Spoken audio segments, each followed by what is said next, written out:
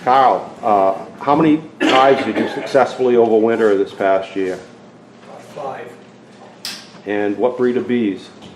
I had 3 of buckfast and 2 of Italian. And what do you think was the biggest factor that caused you to be so successful this year?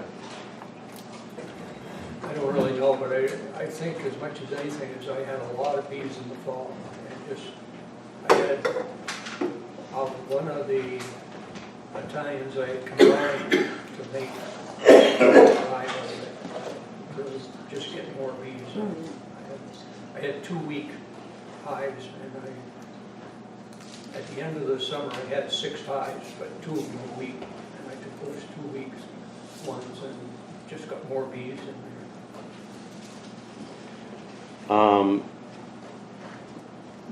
Do you think that there was any one thing other than just having a lot of bees that contributed to your success this year? Because I don't really know. I did test and treat for mites. Okay. Did you feed them any sugar water in the fall, or did you just rely on the honey? Or No, I fed them. You did. I think starting mid-October or so. And did you treat for mites? Yes, I treated in the spring. I'm thinking middle of May or so with oxalic acid vapor, and in the spring I did 4 5-day treatments. Then around August I put in hot guard 2. Then in the fall I treated again. This had to be early November, so only that time I went to 5 4-day treatments. Okay. Did you test for mites before you treated? Yeah, it was kind of scattered. I didn't go and check all my hives at any one time. I'm kind of paranoid about killing a bunch of bees and I'm sure that my queen's going to be in it. And so I normally didn't do any tests unless if I saw a queen, then that was the hive I was going to test. So I'm sure that I wasn't going to kill a queen. Spring and fall, I got very low 0 to 1 mite counts. But in August, I got a couple of hives that I get up to 7 or so. So in August you treated with the hot guard, but then in the fall you treated with 5-day treatments of oxalic? Yeah, 5 treatments, 4 days apart. 4 days apart, okay. Did you leave any honey supers on the hive? In one case, yes, but mostly no. Okay.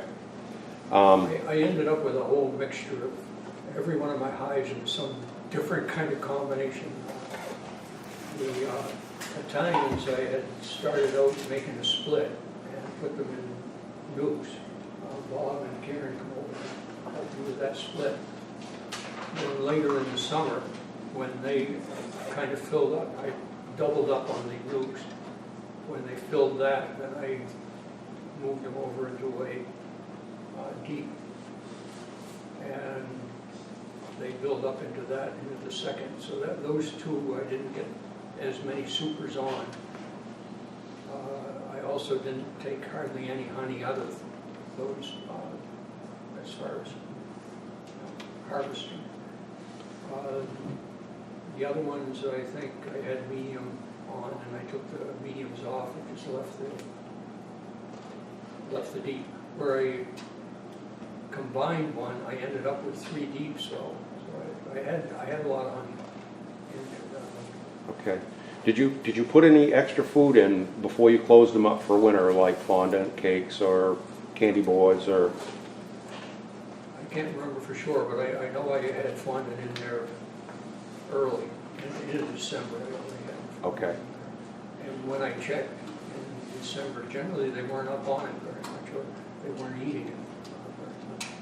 And how did you prepare your hives for winter as far as wrapping and moisture board or anything? I slid 2 hives together. I've got them on rails, 2 sets of rails, 3 on one set of rails. So I just slid them all together. I took the outer covers off and I just made up some 1/4-inch plywood, like, you know, covers 2 sides so they don't overhang, and glued them, the 1/4-inch plywood to 2-inch foam. And I set that on just as a top, the 2-inch foam outside. I didn't use any blanket. I used an inner hive cover. And underneath that, a medication ring, so I had room for the formula. So either way I wrapped them, then I wrapped around the whole thing with tar paper.